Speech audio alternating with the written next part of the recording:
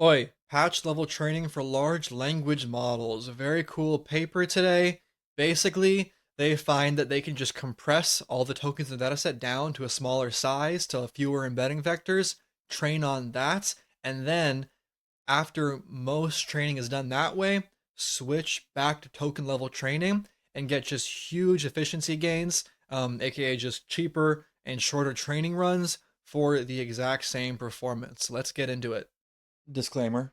Before we start, remember to like, subscribe, comment, share, all the YouTube things. Join the Discord server, follow on Twitter, connect on LinkedIn, support me either through Patreon or YouTube. For as low as $1 per month, you can get early access to my videos, or for a one-time payment, hit my Venmo. And if you'd like to borrow my brain for an hour or two, book a consultation call. All links are over on my Linktree. Let's get started.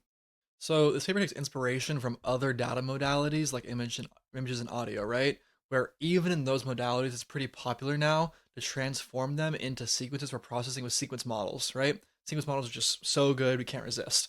But directly converting raw inputs of those modalities into sequences can produce excessively long sequences, right?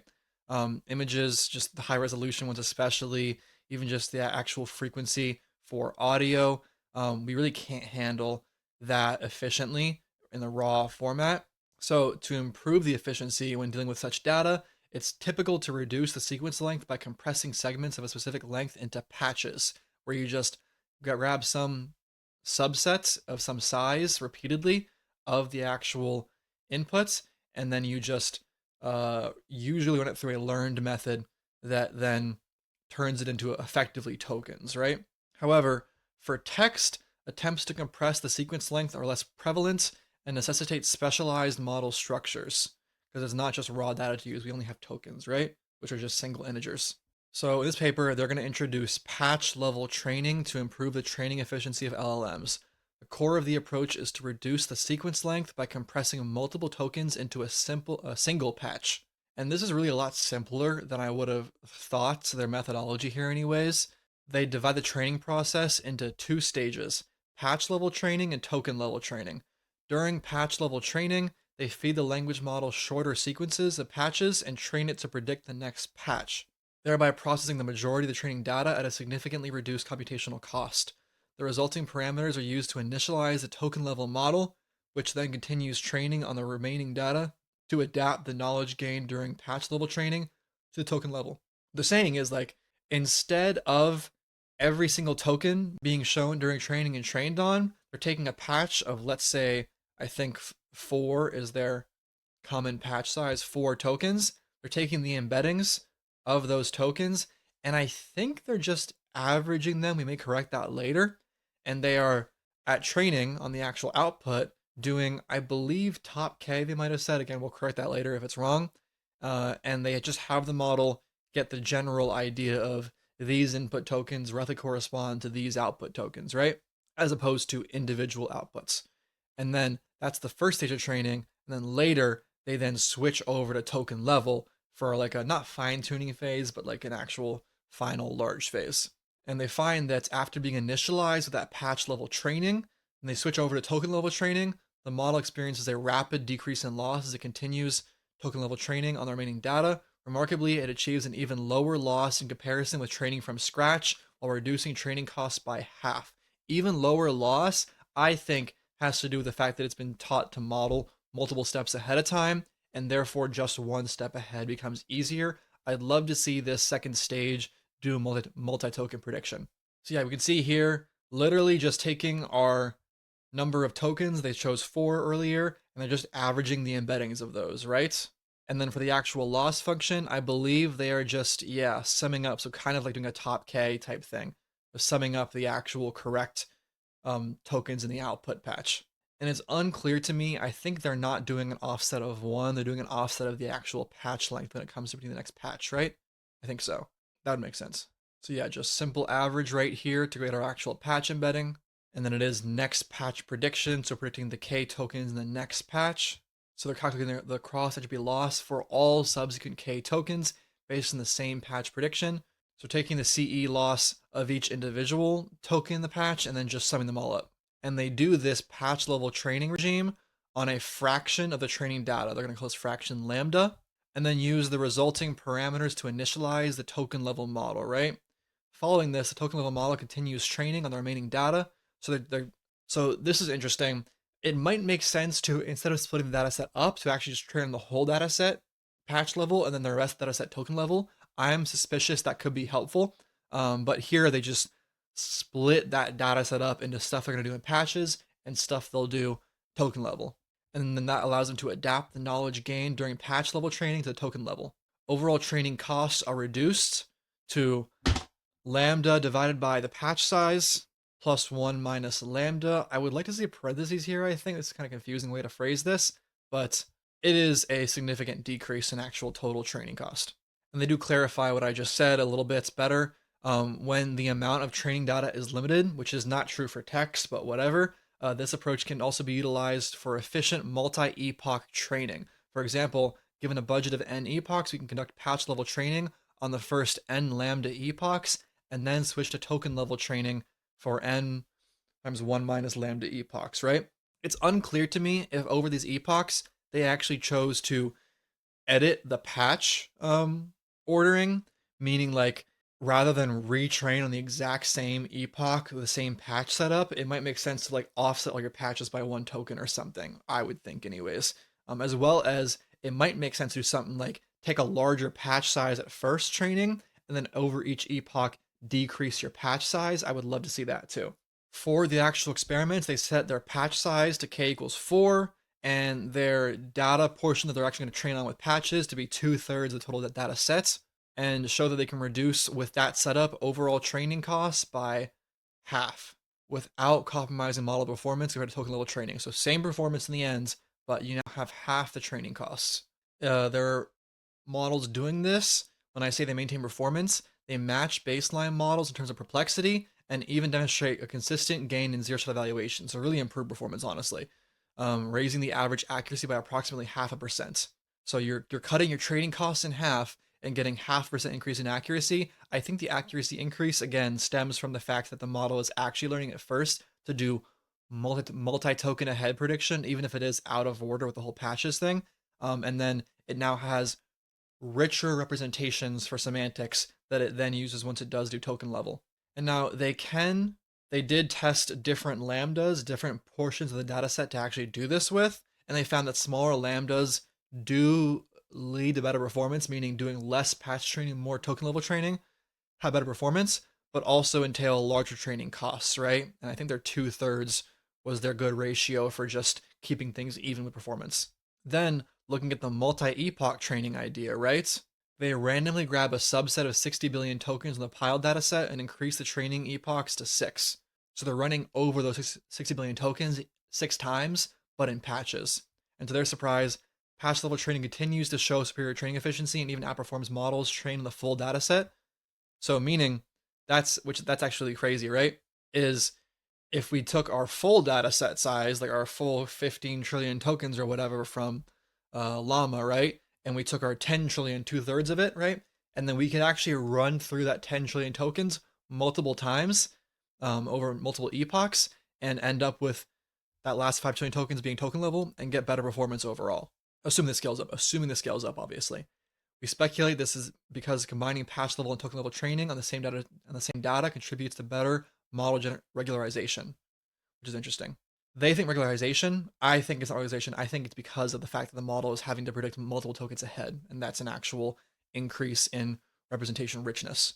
They also conjectured that the longer context length, longer effective context length in patch level training contributes to the improvements. That actually makes total sense too. So because you are now dividing by 4 your context length when you patch things, you can actually fit 4 times as many tokens into the same context length, right? And so is it because the model now has longer time horizons and therefore more effective data that's improving?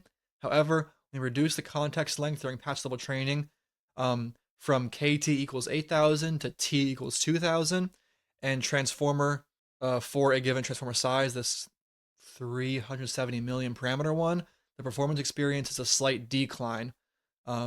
Perplexity by 0.06 and zero-shot accuracy by 0.2, yet still surpasses the baseline, implying that the context length is not the primary factor, which is super interesting. You would think that would be a big help. And since that is not the primary factor. I am again suspicious it is this multi-token ahead prediction that's being helpful. They hypothesize that the two other factors might explain the phenomenon. First, the patch level initialization could potentially serve as a form of regularization. Again, maybe it's happening, but I don't think it's the main thing. Second, patch compression reduces the distance between tokens, allowing the model to better learn and capture long range dependencies. Reducing distance between tokens. Okay, as in like just in the context length, it's easier to, there's there's fewer vectors to split up attention lodges between. If that is the case, then I expect a method like that came out a few months ago. Is it differential transformer? I think.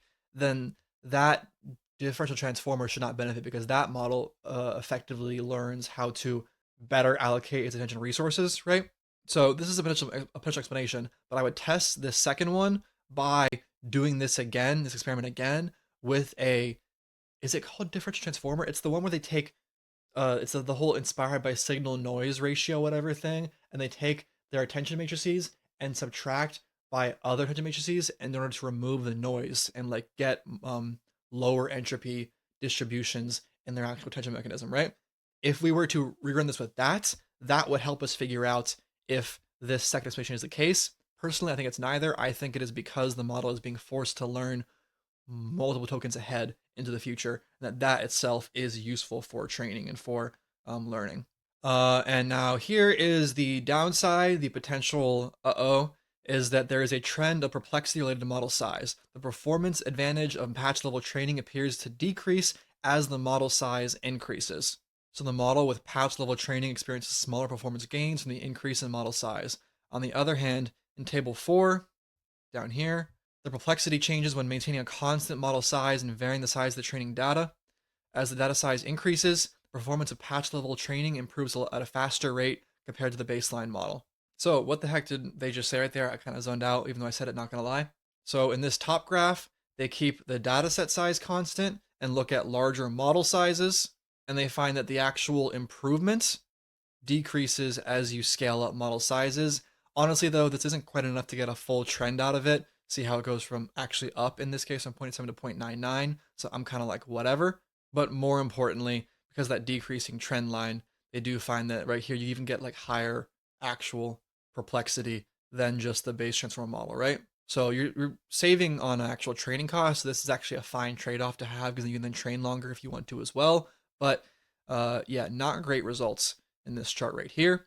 Then for the next one, they keep the actual model size the same and train on different dataset sizes, I believe using the exact same lambda, yeah, the same 2/3 across all, and same patch size.